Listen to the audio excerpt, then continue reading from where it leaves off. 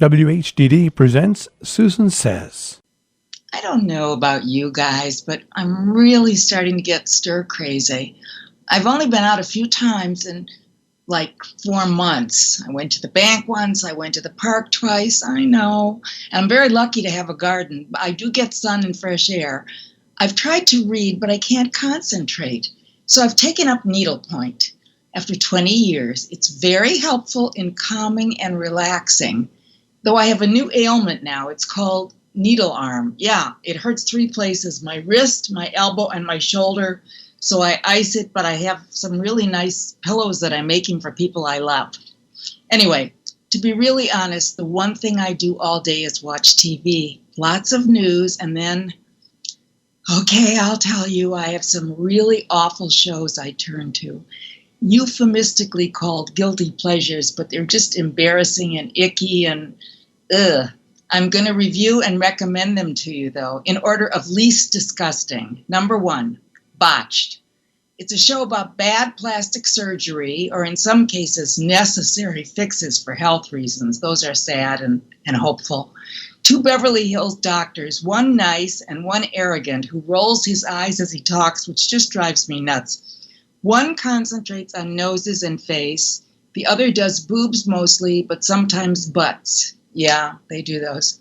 It's weirdly fascinating, and for you guys, they do show the boobs. Moving on. Number 2, Jerry Springer. You know who he is. The former mayor of a city. Yeah, that's how bad politics is. He is an assorted, misfit, awful guest, challenging someone, a mate, for cheating or being dishonest in some other way. A lot of them are weight challenged, if you know what I mean. And then they like to punch each other, especially the women, and then they have this bruiser guy try to separate them, while the audience of imbeciles, attentive, aggressive people, cheer them on, yelling, "Jerry, Jerry." And for some reason, again, large-breasted women take their breasts out to show the camera, which blocks them, and then Jerry just moves on as if it isn't happening. I can't watch this. I hardly ever do. Yuck. Number 3, Hoarders. This one fascinates me. I admit it. It's people who live in houses which are so filled with junk that you can't walk. You can't find a place to sit. They have reasons, usually psychological, and then they have mice and other bugs. And we are told nicely that the houses stink. We can almost smell it through the TV. The city usually is coming to remove them, so some family member brings them into a shrink to talk to them and help them sort what they really must keep from what they won't let go. It's sad, but it's nice when the house is clean. Most say they are happier. This week was kind of funny. I'm sorry, but it was. There were 2 twin brothers and another brother, like Daryl, and my other brother Daryl and Newhart. They were weird, but they were happy when it was clean. So you go, guys. There was a couple who argues all the time. She couldn't find her teeth because they were somewhere in the mess. And then when they found them, she put them in without washing them, even though they were in a case, but oh, never mind. Now, number 4, we're going into really ew.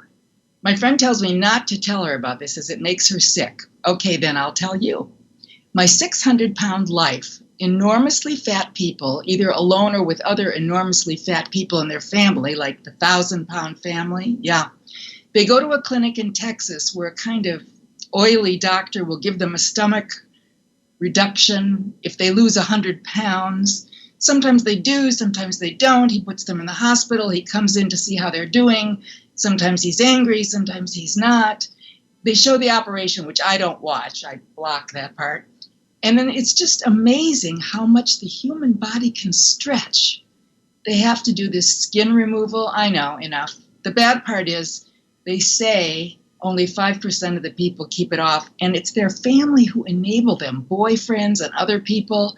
Ooh, sometimes I do go for a snack after. I know, I'm sorry. I definitely find this to be there, but for the grace of God go I.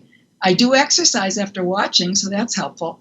Last but not least, Dr. Pimple Popper, a very upbeat, annoying young doctor, takes care of people's growths, usually on their face, sometimes really sad medical problems, but sometimes just yucky and fetishy for people who like to watch it. Ooh, enough said. Hey, at least I don't watch ridiculousness. This is on every day. Some snotty kid is the host. He shows videos of people hurting themselves doing stupid things. And then he has all these wise-ass guests making fun of them. I'm not that mean. Guilty, yes. Pleasures, no. We better go back to the news. But that does not mean faux news, watching Carlson, Hannity, Ingram. They're more disgusting than any of these shows, honest.